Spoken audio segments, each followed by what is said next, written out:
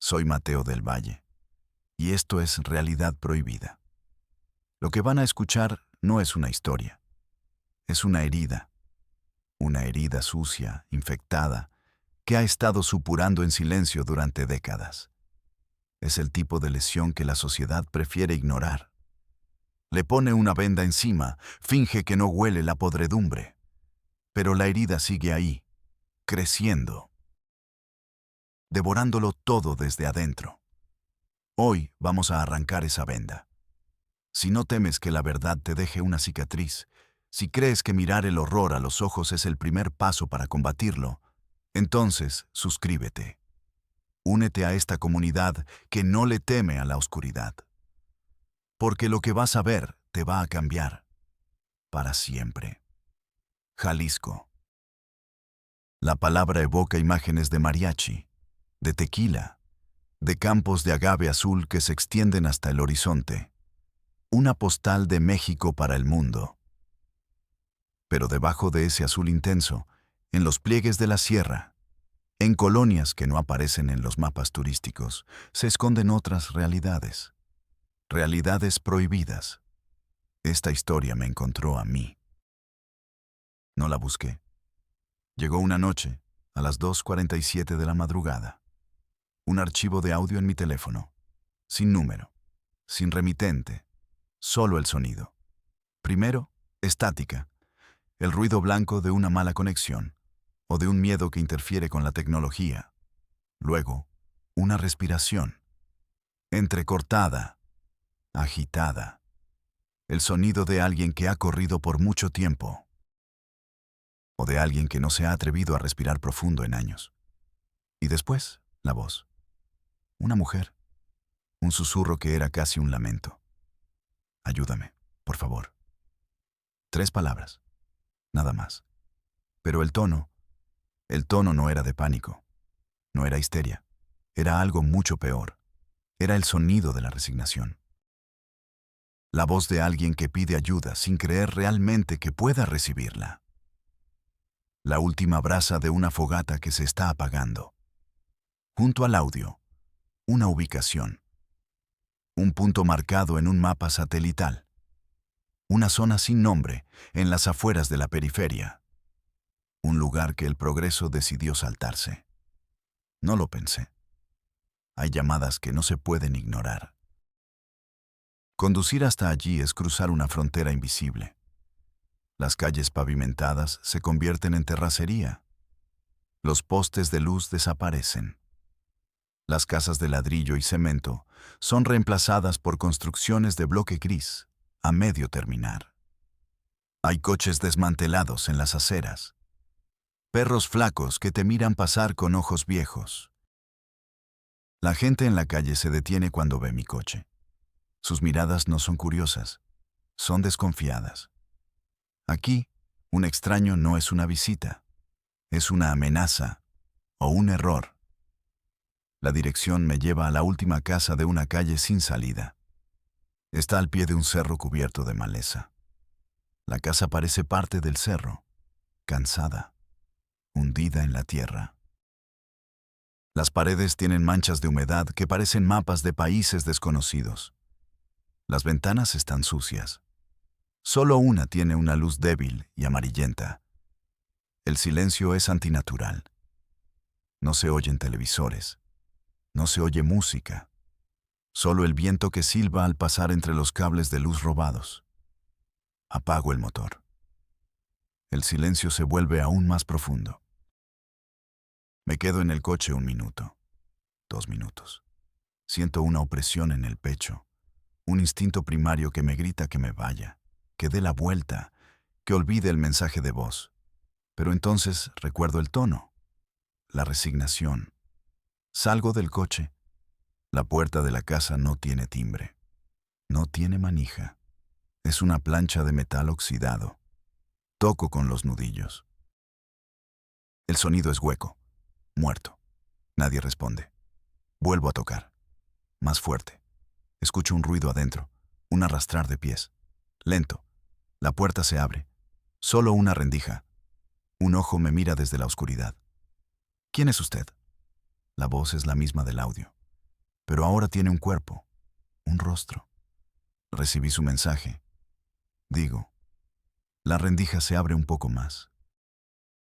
La mujer que me mira podría tener 30 años, o 50. El dolor envejece sin piedad. Su cabello está recogido en un nudo descuidado. Viste una camiseta vieja, descolorida. Pero son sus ojos los que te atrapan. Están hinchados y vacíos. Se hace a un lado y me deja pasar, sin decir una palabra. Entrar en esa casa es como sumergirse en agua helada.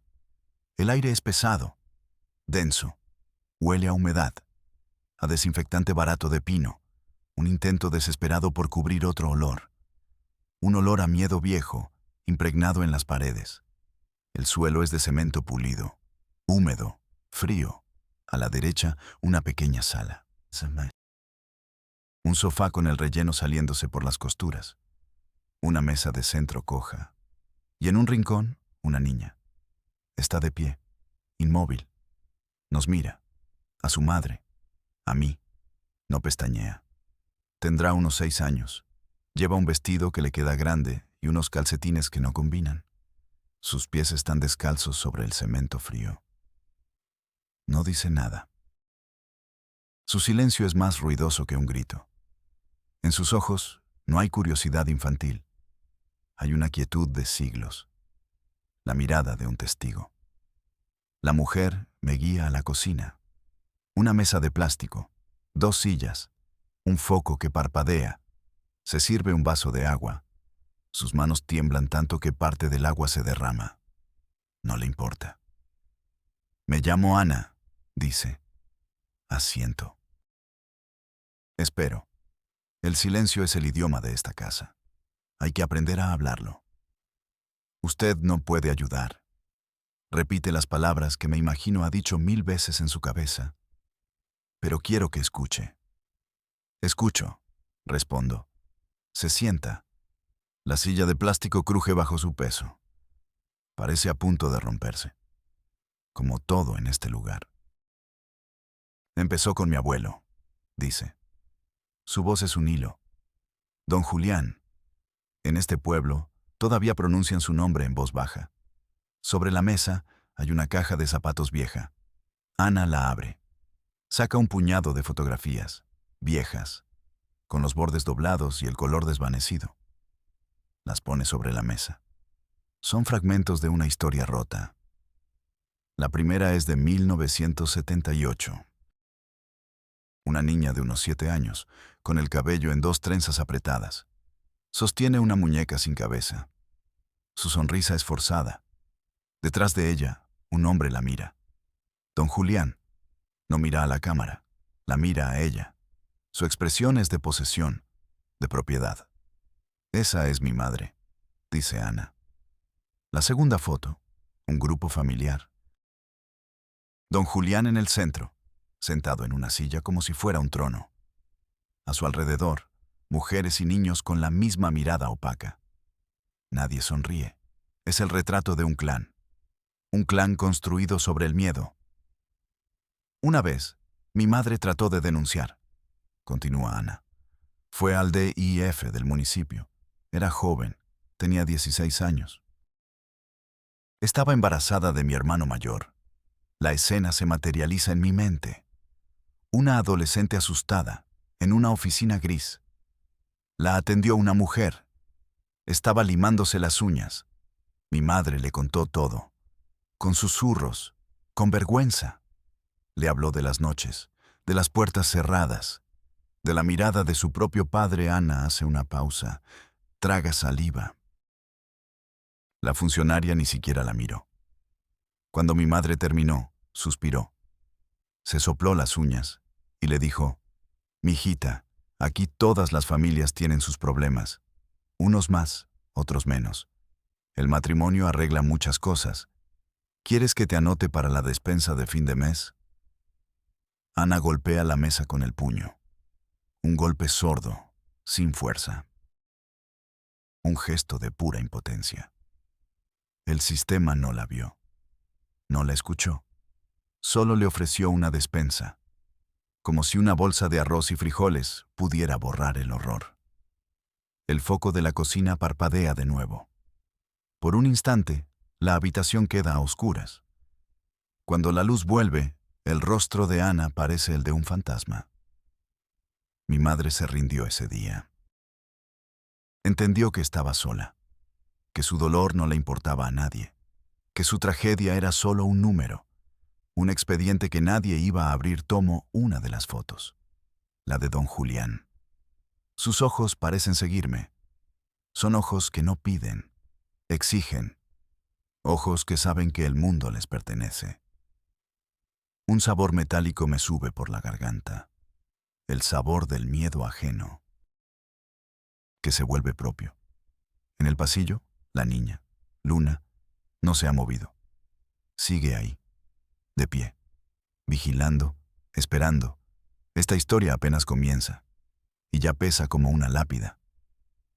La historia de Ana es una habitación sin ventanas. Cada palabra que añade es un ladrillo más en el muro. Pero en toda oscuridad, a veces, se filtra un resquicio de luz, un intento. Un nombre. Hubo una maestra, dice Ana, y su voz, por primera vez, tiene un matiz diferente. No es nostalgia, es el recuerdo de una posibilidad, de un camino que no fue. Se llamaba Sofía. Sofía no pertenecía a este lugar. Se notaba en su forma de caminar, en la ropa limpia, en la mirada que todavía no había aprendido a bajar al suelo. Había llegado de la ciudad, transferida a la escuela primaria del barrio. Una de esas decisiones burocráticas que arrojan a los idealistas a la boca del lobo. La escuela era un edificio de concreto que sudaba tristeza. Patios de tierra donde el polvo se levantaba con cada risa infantil, y las risas eran pocas. Desde la primera semana, Sofía notó a Luna. Era imposible no hacerlo.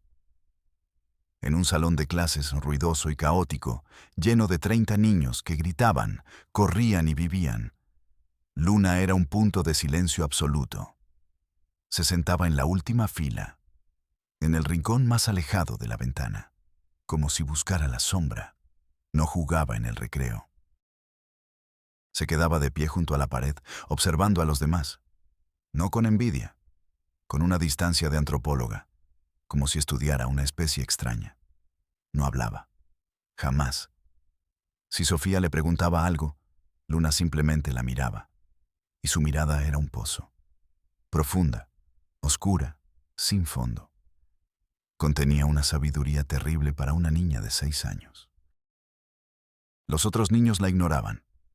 Habían aprendido que Luna vivía en su propio mundo. Un mundo al que nadie tenía acceso. Sofía intentó entrar. Le llevaba una manzana. «Mira, Luna, qué roja está». La niña miraba la manzana, luego a Sofía, y no la tocaba. Le leía cuentos después de clase, historias de princesas y castillos. Luna escuchaba sin moverse. Sus ojos fijos en un punto de la pared. Le pedía que dibujara. «Dibuja tu casa, Luna. Dibuja a tu familia». Los dibujos de Luna eran telegramas del infierno. Dibujaba casas sin puertas y sin ventanas. Prisiones de lápiz. Dibujaba figuras humanas, pero nunca les ponía rostro. Eran siluetas vacías, manchas de color sin identidad. Un día, dibujó un sol. Sofía sintió un pequeño brote de esperanza. Pero el sol de Luna era negro, un círculo de cera negra en el centro de la hoja, y de él caían líneas que parecían lágrimas, o rejas. Sofía guardó ese dibujo. Le heló la sangre. El primer golpe visible llegó un martes. Luna entró al salón en silencio, como siempre. Pero al pasar junto a la mesa de Sofía, la luz de la ventana iluminó su mejilla. Había una marca, una mancha morada del tamaño de una moneda, disimulada con una capa de maquillaje barato, mal aplicado. El corazón de Sofía dio un vuelco. Se arrodilló junto a ella. «Luna, ¿qué te pasó en la carita?» Luna se encogió. Se llevó la mano a la mejilla, como si el simple hecho de nombrarla le causara dolor, y negó con la cabeza. Ese día, Luna no miró a nadie. Pasó las horas con la cabeza gacha, el cabello cayéndole sobre la cara, escondiendo su pequeño y terrible secreto.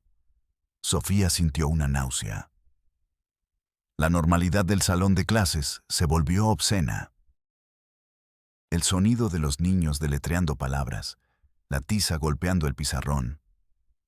Todo parecía una farsa. El viernes, la marca ya no estaba en la mejilla, estaba en el brazo. Luna llevaba un suéter de manga larga, a pesar del calor. En un momento, al estirarse para alcanzar un lápiz, la manga se subió unos centímetros. Sofía lo vio. No era un moretón. Era una huella. La forma inequívoca de 5 dedos. Una mano de adulto que había apretado con una fuerza brutal. Ya no había duda. Ya no había espacio para la negación. Al terminar las clases, Sofía fue a la oficina del director. La oficina era un cuarto pequeño, atiborrado de papeles y trofeos deportivos de hacía 20 años. Olía a polvo y a resignación. El director, el señor Benítez, era un hombre cuya energía había sido lijada por décadas de burocracia y problemas sin solución. Tenía la mirada permanentemente cansada. Sofía le explicó la situación. Su voz temblaba de urgencia y de rabia. Le habló del silencio de Luna, de los dibujos, del moretón en la mejilla, de la marca de la mano en el brazo. Benítez la escuchó sin interrumpir. Tamborileaba los dedos sobre un montón de circulares selladas. Cuando Sofía terminó, el director suspiró. Un suspiro largo, profundo, el sonido de una batalla perdida hace mucho tiempo. Maestra Sofía, dijo con una voz pastosa, usted es nueva. Es joven. Todavía cree que puede apagar el sol con un dedo. Se recargó en su silla, que emitió un crujido de agonía. Conozco a esa familia, los del Valle. Son complicados. Viven bajo sus propias reglas. Siempre ha sido así. Director, es una niña de 6 años. Está siendo golpeada. Tenemos que hacer algo. Llamar a la policía, al DIF. Benítez casi sonrió, pero fue una sonrisa sin alegría, una mueca amarga. ¿Y qué cree que va a pasar? Vendrá una trabajadora social, hará una visita. La familia lo negará todo, no encontrarán nada fuera de lo normal. Escribirán un reporte, lo archivarán. Y esa misma noche, la niña pagará las consecuencias de nuestra intromisión. Créame, maestra. A veces, lo peor que podemos hacer es intentar ayudar. El aire en la oficina se volvió irrespirable. Cada palabra del director era una pala de tierra sobre un ataúd. «Entonces, ¿qué hago?», preguntó Sofía, sintiendo cómo se ahogaba. «¿Miro para otro lado?». «Hace lo que puede», respondió Benítez, y su tono se volvió casi paternal, lo cual era aún más terrible. «Les enseña a leer, les enseña a sumar, les da 6 horas al día en un lugar donde nadie les grita. A veces, eso es lo único que podemos ofrecer. Es poco, es miserable, pero es algo», señaló la puerta. La entrevista había terminado. Sofía salió de esa oficina sintiéndose como si le hubieran dado un golpe en el estómago. El sistema no era un escudo protector, era cómplice. Por omisión, por cansancio, por cobardía. Se subió a su coche, un modelo viejo que tardaba en arrancar. Se quedó sentada frente al volante sin poder moverse. Las manos le temblaban. Una ola de frío la recorrió de pies a cabeza, a pesar del calor sofocante. Por primera vez, entendió el tipo de soledad que debía sentir Ana. La soledad de gritar en una habitación donde todos han decidido hacerse los sordos. Lloró, de rabia, de impotencia. Pero cuando las lágrimas se secaron, algo más quedó en su lugar. Una determinación fría, dura. Si el sistema no iba a hacer nada, ella lo haría. Ya no se trataba de seguir el protocolo. Se trataba de salvar a una niña. La decisión la asustó. Sabía que estaba cruzando una línea peligrosa, pero la imagen de la mano en el brazo de Luna era más fuerte que su miedo. Esa tarde, buscó la dirección de la familia del Valle. Conducir hasta allí fue confirmar todas las palabras del director. La pobreza, el aislamiento, el aire de abandono. Llegó a la casa, la misma casa donde estoy sentado ahora. Tocó la puerta, 1, 2, 3 veces. Ana abrió, y detrás de ella apareció la sombra. Ricardo. Él no es como el abuelo, me dice Ana, interrumpiendo su propio relato. El abuelo era ruido. Gritos, golpes. Ricardo es peor. Es silencio. Una amenaza que no necesita levantar la voz. Sofía se presentó.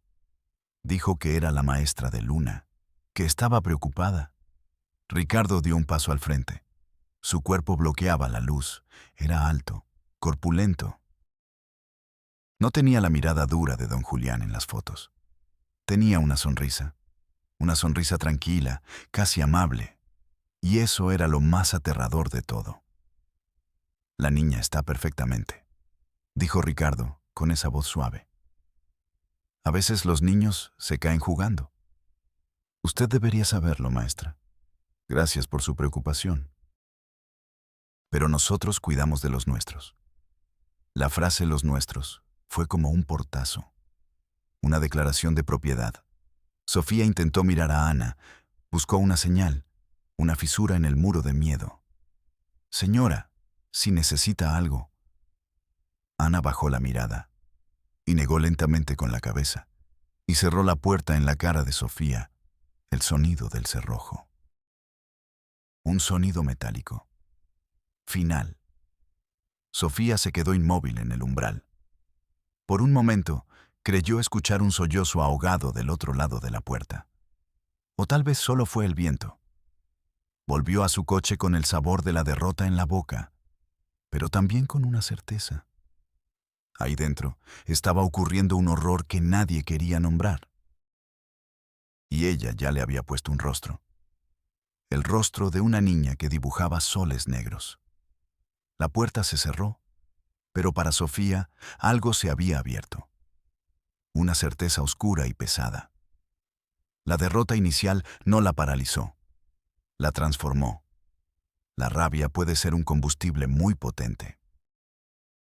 Se sentó en su coche, aparcado a una calle de distancia, y observó la casa hasta que la noche la devoró. No había movimiento.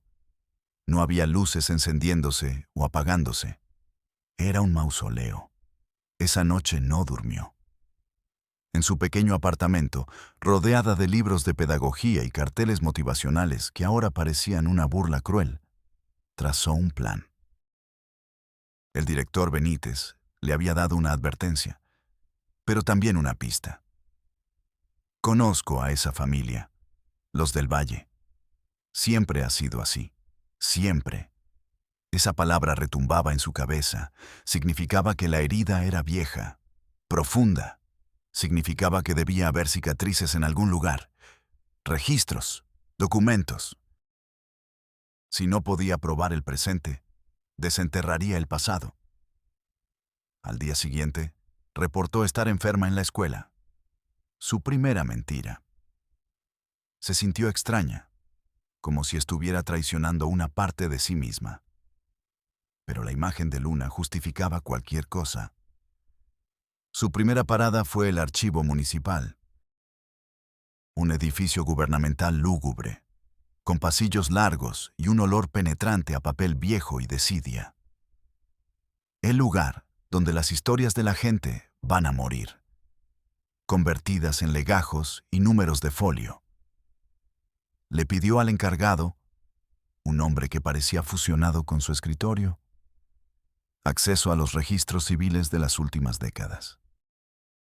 El hombre la miró por encima de sus gafas, con una mezcla de aburrimiento y sospecha. ¿Motivo de la solicitud?, preguntó, su voz monótona. Investigación genealógica personal, mintió Sofía de nuevo. La mentira salía más fácil esta vez. Pasó las siguientes 8 horas en una sala polvorienta, revisando libros enormes con caligrafía desvaída. Buscaba un nombre. Del Valle. Y lo encontró. Una y otra vez. Era como desentrañar una telaraña. El apellido se repetía, se cruzaba, se replegaba sobre sí mismo. Julián del Valle casado con su prima, María del Valle. Sus hijos, casándose a su vez con otros primos del Valle o con apellidos de un puñado de familias vecinas. Un ecosistema cerrado. Endogámico. Una receta para el desastre genético y el secreto. Encontró el acta de nacimiento de Ana, hija de Julián y María, y la de su pareja, Ricardo, hijo de un hermano de Julián y otra prima. Eran primos hermanos. La historia se repetía. Pero entre las actas de nacimiento y matrimonio, encontró algo más. Actas de defunción. Demasiadas. Niños del Valle que no llegaban a los 5 años. Las causas de muerte eran vagas, casi poéticas en su imprecisión. Fiebre súbita, debilidad de cuna, mal de aire. Sofía sintió un escalofrío. No eran diagnósticos médicos, eran encubrimientos. Y entonces encontró el nombre. La hermana de Ana, la que murió en el incendio. El acta de defunción era escueta. Muerte accidental por quemaduras. Tenía 8 años. El caso estaba firmado por el mismo juez que había firmado la mayoría de las otras muertes infantiles de la familia. Un nombre que se repetía con la misma constancia que el apellido del Valle. Accidente. La palabra le pareció una obscenidad. Su siguiente parada fue la hemeroteca local. Un pequeño cuarto en el sótano de la biblioteca pública. Olía a humedad y a tiempo detenido. Pidió los periódicos de la semana del incendio. 1982. El diario principal, el de mayor circulación, apenas mencionaba el suceso en una nota breve en la sección de sucesos locales. Conato de incendio en propiedad rural. Sin mencionar a la víctima. Sin detalles. Pero Sofía recordó que en pueblos pequeños, la verdad a menudo se esconde en los periódicos más chicos, los que no tienen anunciantes importantes que proteger. Pidió un semanario local que había dejado de publicarse hacía años. La Voz del Pueblo. Lo encontró en la página 3. El titular era un puñetazo. Niña muere en extrañas circunstancias. Vecinos reportan gritos y pelea familiar horas antes del fuego. El artículo era más detallado. Entrevistaba anónimamente a 2 vecinos. Uno hablaba de una discusión violenta que se escuchó en toda la calle. El otro afirmaba haber visto a don Julián sacar a los otros niños de la casa, pero no a la niña que murió. Dijo que parecía un castigo que se salió de control. El artículo terminaba con una frase que resonó en el silencio de la hemeroteca. Las autoridades han calificado el suceso de trágico accidente y han cerrado la investigación. Sofía fotografió el artículo con su teléfono. Sus manos no temblaban. Estaban frías, firmes. Ahora tenía algo. Un patrón, una muerte sospechosa, un sistema que miraba para otro lado. Con esa nueva munición, decidió intentar la vía oficial una vez más. Pero esta vez no iría al DIF local.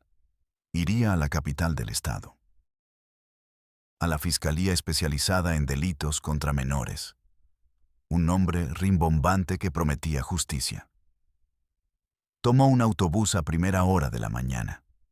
El viaje de 2 horas le sirvió para ordenar sus pensamientos. Preparó una carpeta con copias de las actas, con la foto del artículo del periódico, con sus propias notas sobre el comportamiento de Luna.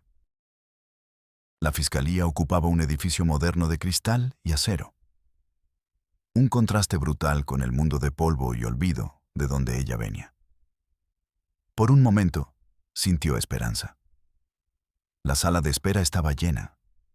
Madres con bebés en brazos, adolescentes con la mirada desafiante, abuelos con rostros surcados por la preocupación. El dolor tenía muchas caras. Esperó 3 horas y 40 minutos. La llamaron por un altavoz. Sofía Mendoza, ventanilla 4. La ventanilla 4 era un pequeño cubículo de acrílico.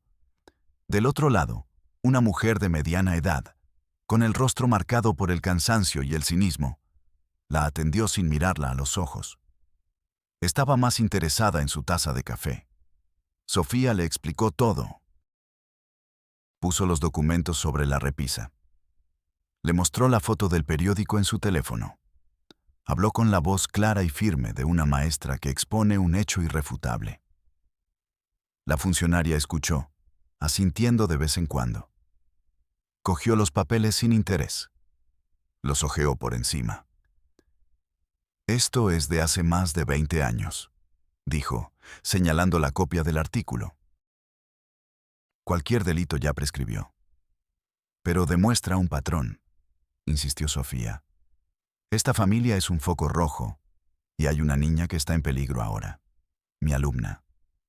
Luna. ¿Tiene pruebas del peligro actual?, preguntó la mujer.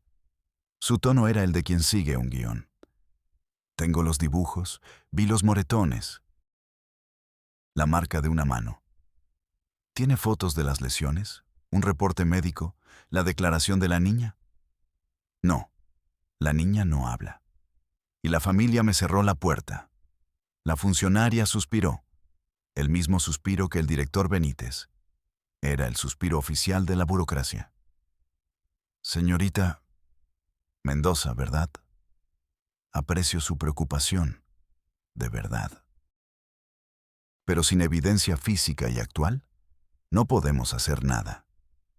No podemos solicitar una orden judicial para entrar a una casa basándonos en dibujos y en un artículo de periódico viejo. Sería una violación de derechos. La ironía de la frase casi hizo reír a Sofía. El sistema protegía los derechos del posible abusador, pero no los de la víctima. Mire, continuó la mujer, en un tono falsamente conciliador. Hagamos esto. Llene este formulario. Es una solicitud de intervención por posible situación de riesgo. Un equipo de trabajo social lo evaluará. Si consideran que hay mérito, programarán una visita domiciliaria. Le deslizó un formulario de varias páginas a través de la ranura. ¿Y cuánto tiempo tarda eso?, preguntó Sofía, aunque ya sabía la respuesta. Depende de la carga de trabajo.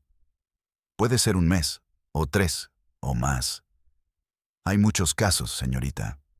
Muchos 3 meses. Una eternidad en la vida de una niña atrapada. Sofía miró el formulario. Estaba lleno de casillas, de términos legales, de espacios para adjuntar pruebas que no tenía. Era un laberinto diseñado para que te perdieras. Un muro diseñado para que te estrellaras contra él. Sintió una oleada de frío. Era el frío del sistema. Impersonal. Implacable. No cogió el formulario. Gracias, dijo, con una voz que no reconoció como suya. Creo que he perdido mi tiempo. Se dio la vuelta y se marchó. Mientras caminaba por el pasillo de mármol pulido, escuchó a la funcionaria llamar al siguiente número. Folio 87, ventanilla 4. El sistema seguía su curso, moliendo historias, archivando dolor. El viaje de vuelta fue un borrón. La esperanza se había desvanecido, reemplazada por una rabia helada. El sistema no la iba a ayudar. Estaba sola. Y si estaba sola, tendría que jugar con sus propias reglas. Llegó a su apartamento ya de noche. Se sirvió un vaso de agua, pero sus manos temblaban tanto que lo tiró al suelo. El cristal se hizo añicos. Se quedó mirando los fragmentos esparcidos por el suelo. Rotos. Irreparables. Como la infancia de Luna. En ese momento, tomó una decisión. Si el sistema quería pruebas, ella se las daría. Conseguiría una prueba tan irrefutable que ni el más cínico de los burócratas pudiera ignorarla. Y sabía que para eso tenía que volver a la casa. Tenía que volver a la oscuridad. Ana se calla. El recuerdo de la puerta cerrándose en la cara de Sofía todavía duele. Es el eco de su propia rendición. Pero la historia de la maestra no terminó ahí. La derrota, para algunas personas, es un veneno que paraliza. Para otras, es un ácido que disuelve el miedo. Sofía pertenecía al segundo grupo. Esa noche, en su apartamento, mientras recogía los cristales rotos del vaso, algo cambió dentro de ella. El temblor de sus manos se detuvo. Fue reemplazado por una calma helada, una lucidez aterradora. El sistema quería pruebas, pruebas irrefutables. Ella se las iba a conseguir. Sabía que no podía volver a tocar esa puerta. No podía enfrentarse a Ricardo de nuevo. Tenía que volverse una sombra, invisible, una observadora. El plan era simple, desesperado, peligroso. Usaría su coche como un puesto de vigilancia. Aparcaría en la oscuridad a una distancia segura y esperaría. Esperaría lo que fuera necesario, con su teléfono listo. La primera noche fue una lección de paciencia y miedo. Aparcó al final de una calle contigua, en un punto desde donde podía ver una de las ventanas laterales de la casa del valle. La ventana del piso de arriba. El motor de su coche se enfrió. El silencio del exterior se filtró hacia adentro. Era un silencio vivo, lleno de crujidos, de ladridos lejanos, del susurro del viento. Cada sombra parecía una figura humana.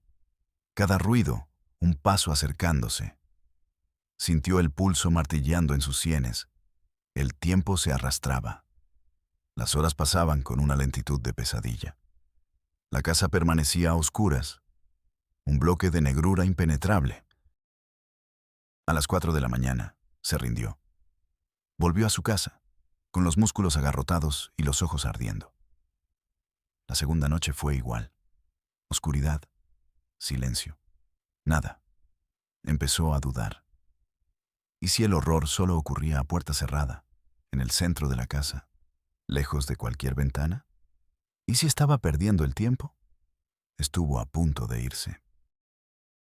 La frustración era un sabor amargo en la boca.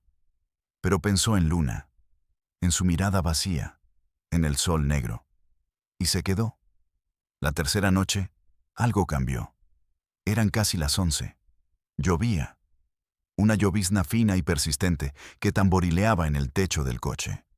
Una luz se encendió en la ventana del piso de arriba. El corazón de Sofía dio un salto.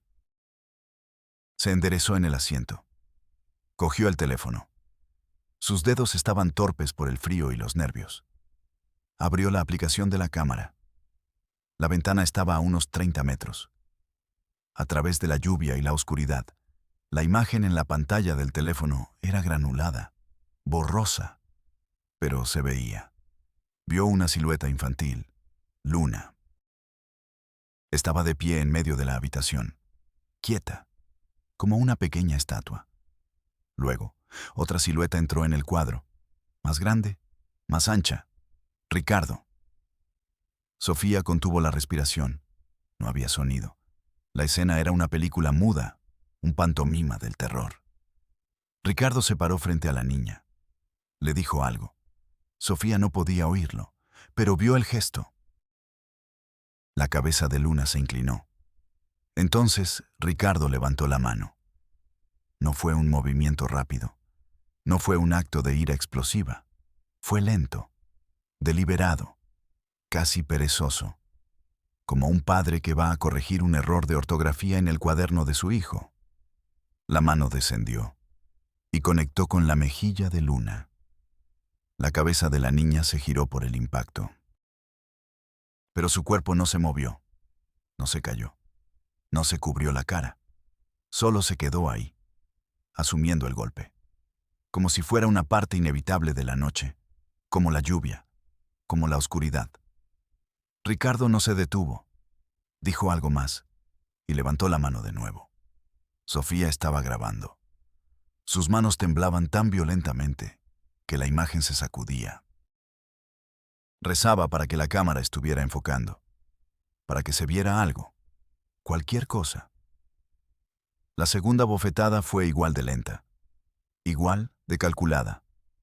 Después, Ricardo se dio la vuelta y salió del cuadro. La luz se apagó.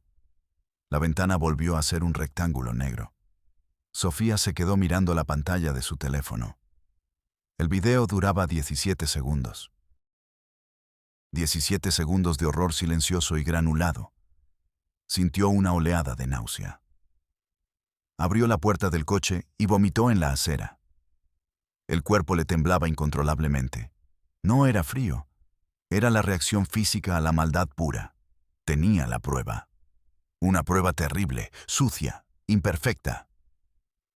Pero era una prueba. Condujo de vuelta a la ciudad como un autómata. Subió a su apartamento y se quedó sentada en la oscuridad durante horas, con el teléfono en la mano, como si fuera un artefacto radioactivo. Al día siguiente, no fue a la capital. Fue a la agencia del Ministerio Público de la cabecera municipal. Pensó que, al ser un caso local, quizás tendría más suerte. Fue un error. La sala de espera era aún más deprimente que la de la Fiscalía Estatal. Las sillas estaban rotas, las paredes manchadas. Después de 2 horas de espera, la atendió un agente del Ministerio Público. Un hombre joven, vestido con un traje impecable y con una presencia profesional que parecía desentonar con el entorno. Sobre el escritorio, una placa de acrílico mostraba su nombre: Licenciado Carmona. Sofía, en esta ocasión, habló con franqueza. Tengo evidencias de situaciones difíciles que involucran a menores. Su interés parecía genuino. Muéstremelo, dijo él. Sofía le pasó su teléfono. El licenciado observó los 17 segundos de video. Una vez, 2 veces. Hizo zoom en la imagen. Luego, le devolvió el teléfono. Se recargó en su silla. Juntó las yemas de los dedos. Interesante, dijo. Una palabra que no significaba nada. La calidad es muy deficiente, señorita Mendoza, continuó. Está oscuro, lluvioso. La imagen está pixelada. Francamente, no se puede identificar con certeza a ninguna de las personas en el video. «¿Pero yo los identifiqué?», exclamó Sofía. «Es Ricardo del Valle y su hija, Luna». «Mi alumna, su testimonio es importante», concedió Carmona, con una sonrisa que no llegó a sus ojos. «Pero legalmente es testimonial. No es una prueba pericial. La defensa argumentaría que usted tiene algo en contra de esta familia, que el video podría ser cualquier persona, en cualquier lugar, que está manipulado». Cada palabra era un clavo en el ataúd de su esperanza. «No tiene audio», añadió él, como si estuviera enumerando los puntos de una lista de control. «No podemos saber qué se dijo.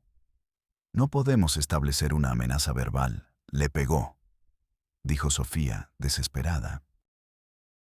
«Se ve claramente que le pega». «Se ve un movimiento», corrigió el licenciado con una precisión cruel. «Un movimiento que podría interpretarse de muchas maneras. Dada la calidad, podría ser un juego, un gesto. El video es, en términos legales, ambiguo, la misma palabra que le habían dicho en la capital. Era la palabra mágica del sistema para no hacer nada». «Entonces, ¿qué hacemos?», preguntó Sofía. Su voz era un susurro. El licenciado Carmona abrió un cajón y sacó un formulario. Era diferente al de la Fiscalía Estatal, pero el propósito era el mismo. Podemos abrir una carpeta de investigación por violencia familiar equiparada, dijo, como si le estuviera haciendo un gran favor. Usted presentaría su declaración. Adjuntaríamos el video como indicio. Y solicitaríamos a un juez de control una orden para que un perito psicólogo evalúe a la menor. ¿Y cuánto tarda eso? Bueno, el juez tiene 72 horas para decidir si concede la orden. Si la concede, se turna al área de servicios periciales. Ellos tienen una larga lista de espera. Podrían tardar un par de meses en asignar un perito. Luego, la evaluación. En el mejor de los casos, podríamos tener un dictamen pericial en 4 o 5 meses. 5 meses. Sofía se quedó sin aire. Miró al licenciado Carmona, a su traje planchado, a su escritorio ordenado, a sus ojos vacíos de toda empatía. Entendió. El sistema no estaba roto. Estaba funcionando a la perfección. Estaba diseñado para ser lento, para ser complicado, para desalentar, para que la gente se rindiera. Era un monstruo que se alimentaba de tiempo y de esperanza, y ella ya no tenía ninguna de las dos cosas. Se levantó, no dijo nada. No cogió el formulario. Salió de la oficina, del edificio, y caminó sin rumbo por las calles. El mundo seguía girando. La gente compraba, reía, vivía, y a unas pocas millas de distancia, una niña esperaba la noche. Ana termina el relato. Las lágrimas que no había derramado antes ahora corren por sus mejillas. Nunca más la volví a ver, dice con la voz rota. Unos días después, nos enteramos en la escuela que había pedido su traslado. Se fue. Simplemente desapareció. El director Benítez dijo que se había ido por motivos personales. La heroína no ganó. La heroína fue expulsada. El sistema la devoró y la escupió. La última luz de esperanza se había extinguido. Y la oscuridad se había vuelto total. El silencio en la cocina es absoluto. La historia de Sofía es un fantasma que se ha sentado a la mesa con nosotros. De repente, un ruido nos sobresalta. Es Luna. Se ha despertado. Está sentada en el suelo, con la manta a un lado. Nos mira. Sus ojos están claros, despiertos. Abre la boca. Y por primera vez desde que llegué, dice una palabra, una sola. Frío, susurra. Y se abraza a sí misma, temblando. La palabra frío cuelga en el aire. Una sola palabra, dicha por una niña que no habla. Y lo resume todo.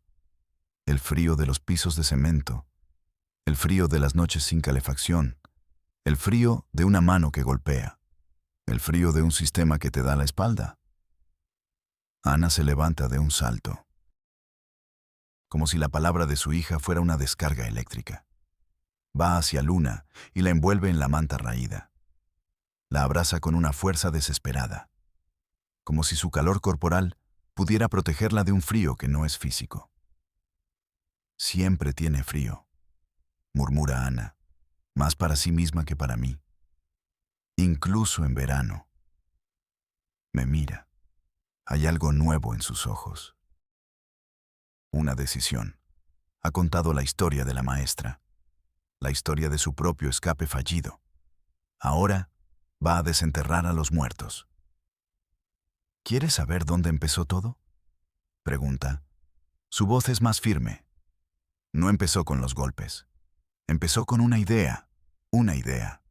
Las ideas pueden construir catedrales o pueden construir infiernos. Mi abuelo, Julián, no era un hombre estúpido. Era un hombre con una filosofía. Un profeta de su propia religión podrida. Ana vuelve a la mesa. Se sienta. Su cuerpo ya no tiembla. Ahora está rígido, como una estatua de sal. Mi madre me lo contaba en susurros, cuando creía que nadie escuchaba. Me contaba cómo era él de joven, cómo conoció a mi abuela María. La historia se remonta a los años 50, un pueblo más pequeño, más aislado, un lugar donde las tradiciones pesaban más que la ley.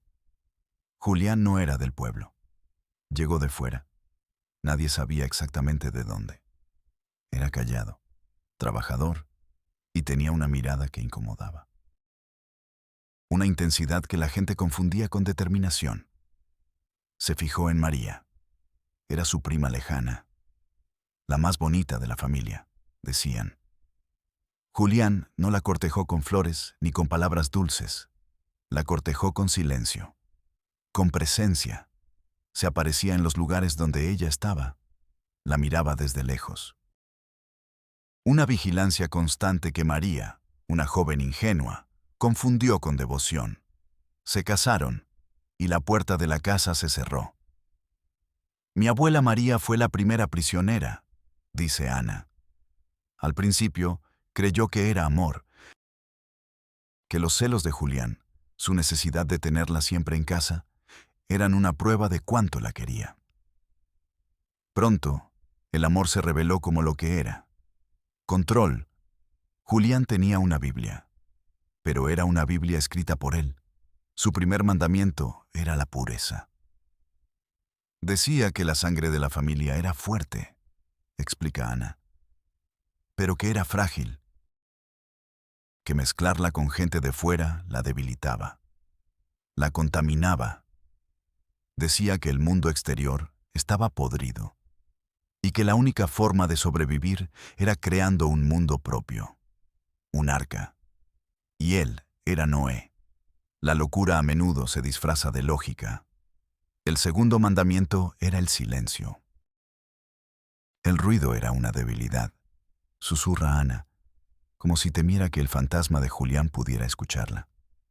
Las quejas, los llantos, las risas demasiado fuertes, todo era una grieta en la fortaleza que estaba construyendo. El silencio era orden, era control, era fuerza. Para imponer el silencio, Julián inventó herramientas. La más famosa, en la memoria de la familia, era la cuchara. Una cuchara de metal, grande, pesada, la que se usaba para servir la sopa.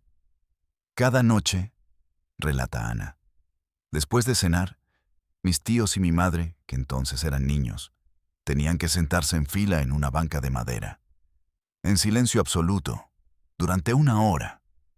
Puedo imaginar la escena. Niños pequeños, con las piernas colgando, luchando contra el sueño, contra la necesidad de moverse, de susurrar. Julián se sentaba frente a ellos, con la cuchara en la mano, y la enfriaba en un vaso de agua con hielo. Si uno de los niños hacía un ruido, un estornudo, una tos, un suspiro, Julián se levantaba. Ana se detiene. Se pasa la mano por el cuello. Se acercaba al niño y le ponía la cuchara helada en la nuca, o en la mejilla, o en la mano, y la dejaba ahí, sin decir una palabra, hasta que el niño dejaba de temblar. El frío, de nuevo el frío, no como castigo, como método de enseñanza. Mi madre decía que el shock del metal helado era peor que un golpe, porque no dejaba marca visible, pero el frío se te metía hasta el alma, y aprendías a controlar tu cuerpo, tu respiración, aprendías a ser una estatua. El recuerdo no es de Ana, pero lo siente en su propia piel. El escalofrío es visible. Sus hombros se sacuden. Mi propia piel se eriza. La habitación parece haberse enfriado varios grados. ¿Y la abuela? ¿María? Pregunto. Mi abuela intentó rebelarse. Al principio, dice Ana. Una vez, cuando mi madre era un bebé, Julián la castigó por llorar demasiado. La encerró en un cuarto oscuro por horas. Mi abuela se enfrentó a él, le gritó. Le dijo que era un monstruo. Julián no le levantó la mano. Su crueldad era más sofisticada. No le habló durante un mes, dice Ana.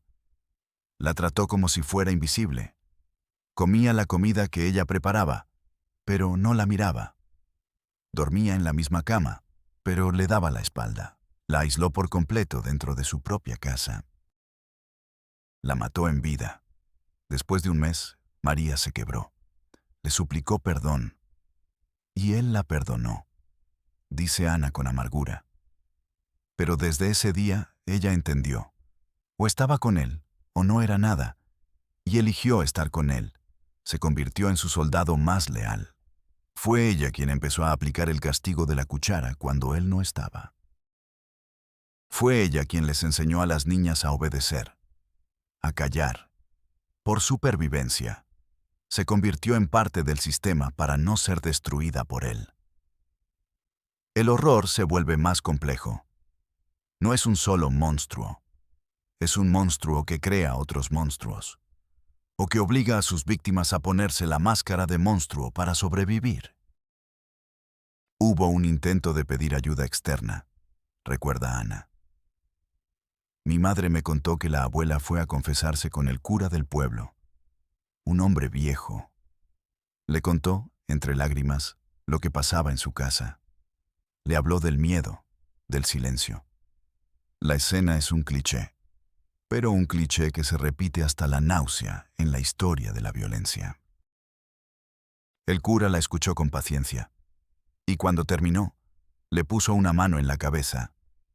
«Hija», le dijo, «el matrimonio es una cruz, y Dios le da a cada quien la cruz que puede cargar. Tu deber es obedecer a tu esposo. Reza por él. La paciencia es una virtud cristiana». Ana escupe las palabras como si fueran veneno. La iglesia, el primer sistema, le cerró la puerta en la cara. Le dijo que su sufrimiento era la voluntad de Dios. María nunca más volvió a pedir ayuda.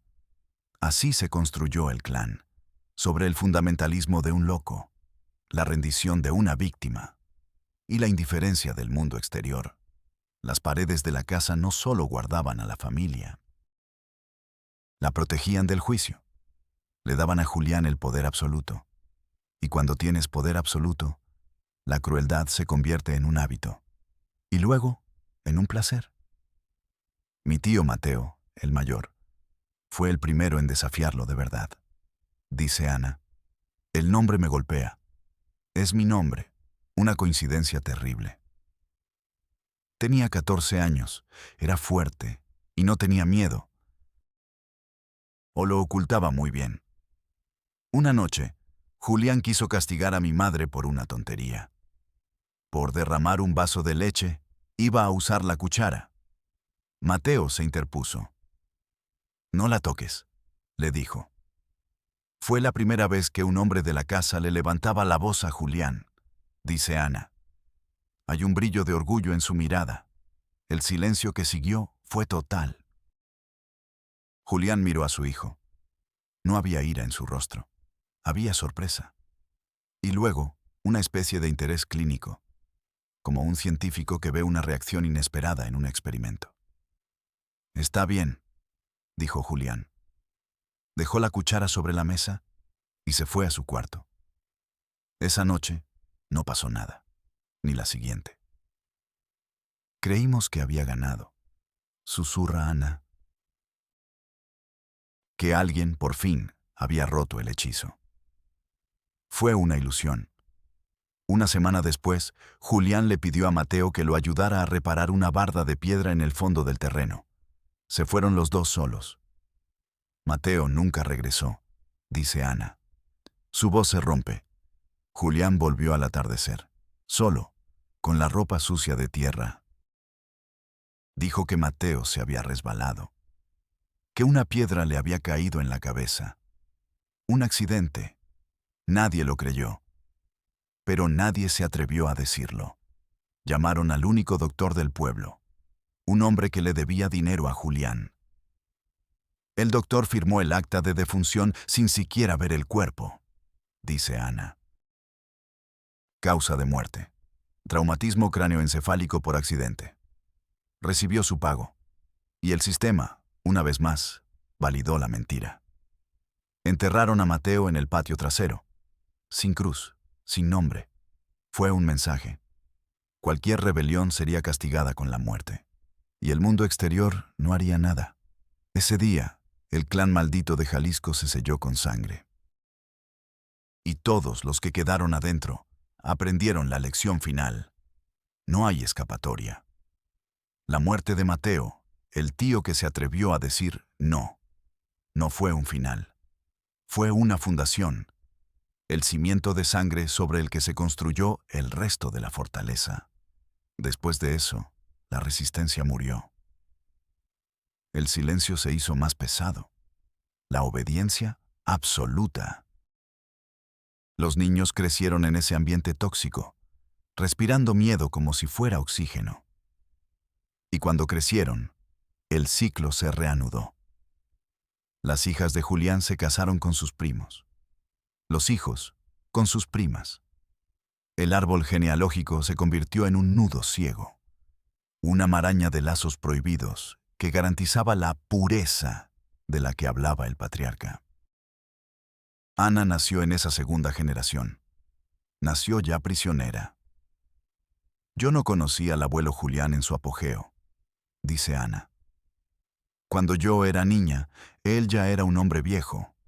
Se pasaba el día sentado en una silla, en el porche, observando. Ya no necesitaba la cuchara. Su leyenda era suficiente. Su sola presencia era el castigo. Pero el veneno de sus ideas ya había infectado a sus hijos.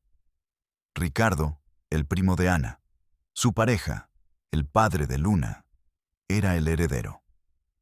Ricardo no es un líder como el abuelo, explica Ana. Es un guardián, un carcelero que cree que está protegiendo un tesoro.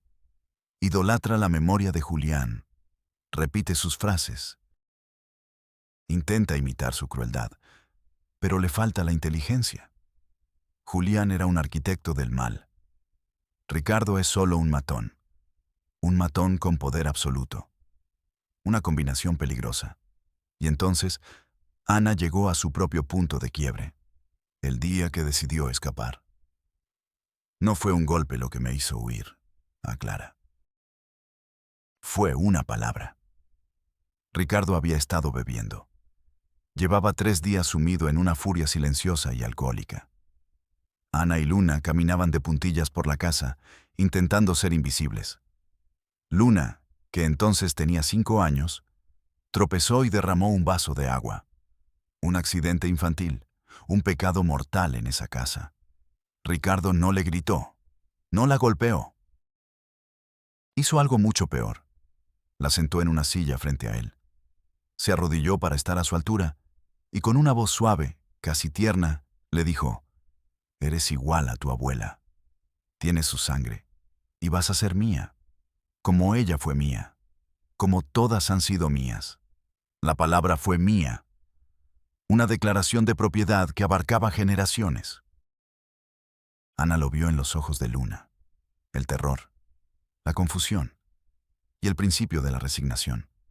Vio a su propia madre, vio a su abuela, vio el círculo cerrándose sobre su hija.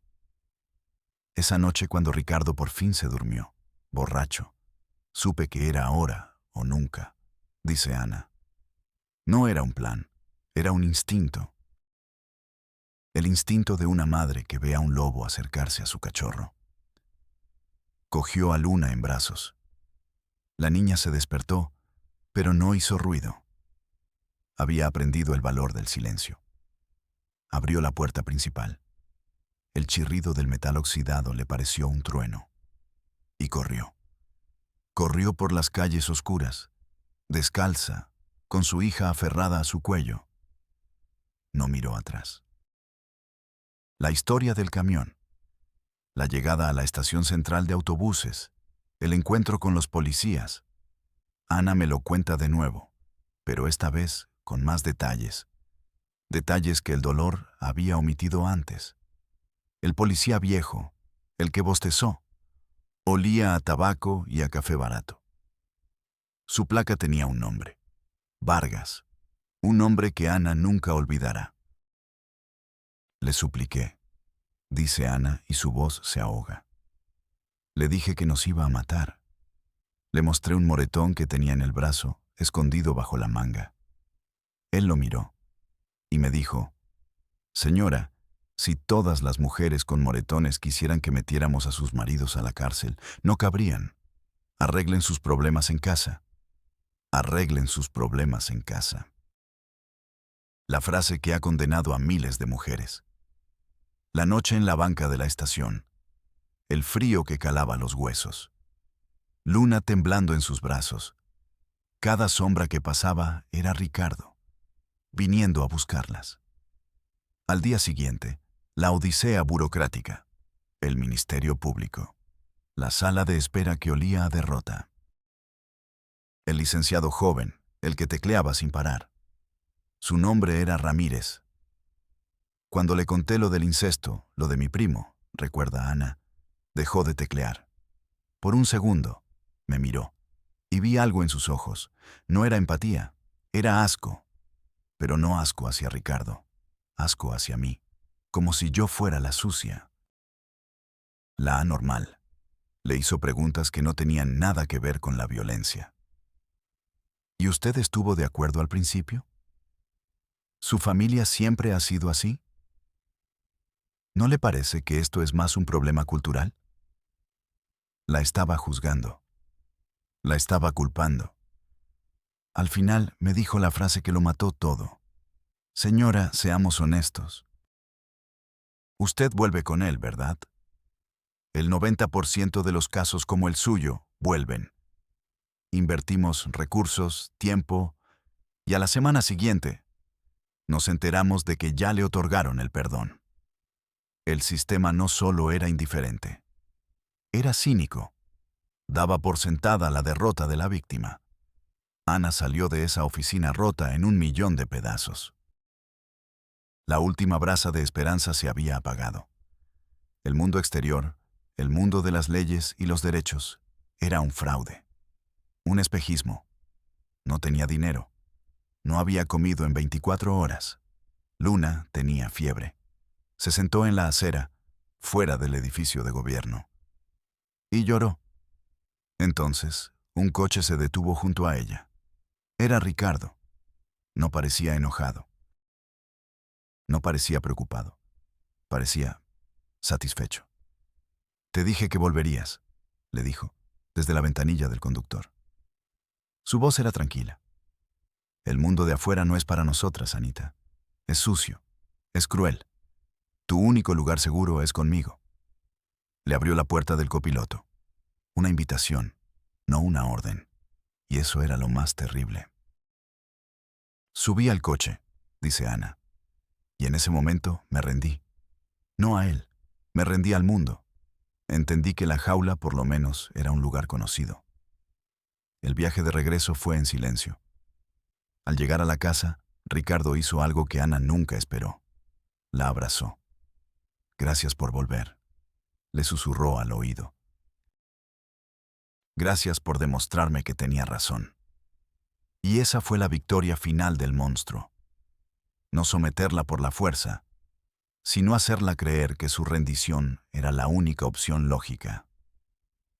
Desde ese día, Ana se convirtió en una prisionera consciente, en una cómplice de su propia condena. Y entonces llegó el pacto final.